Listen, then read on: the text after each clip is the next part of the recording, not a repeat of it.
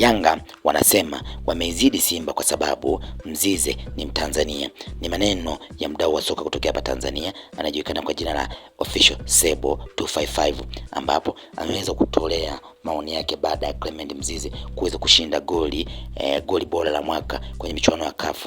Kwa mjibu wa mdau, anadai kwamba mchezaji wa Simba Papao Osman Sako aliibuka na goli bora la mwaka, yani CAF Goal of the Year, ambapo hapo ilikuwa ni mwaka 2022. Bao hili alifunga dhidi ya timu ya ASEC Mimosa katika mechi ya CAF Confederation Cup. Lakini pia Mzize Clement amefunga TP Mazembe kwenye michuano ya CAF Champions League.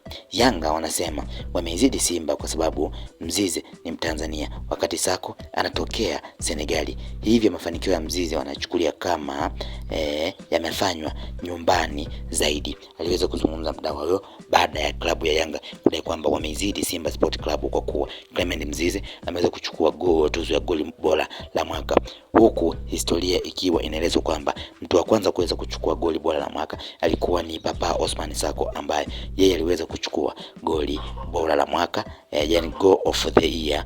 Hiyo ilikuwa ni mwaka 2022, ambapo katika goli ambalo aliweza kulichukulia tuzo ni lile ambalo alipiga acrobatic, ambapo ilikuwa dhidi ya ASEC Mimosa, ambapo goli hilo limfanya aweze kuchukua tuzo ya goli bora la mwaka, ambapo katika kitu ambacho tofauti kwamba goli bora la mwaka huwa linapigiwa kula.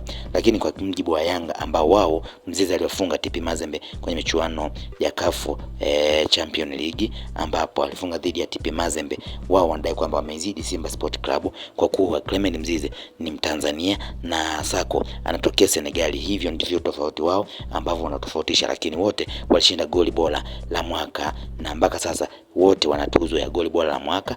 Yanga Simba mwaka 2022, lakini Yanga baada ya miaka mitatu 2025 Mzize anachukua tuzo ya goli bora la mwaka, na hivyo kuweza kulevel scoreboard kwamba wote walishawahi kuchukua tuzo ya goli bora la mwaka CAF.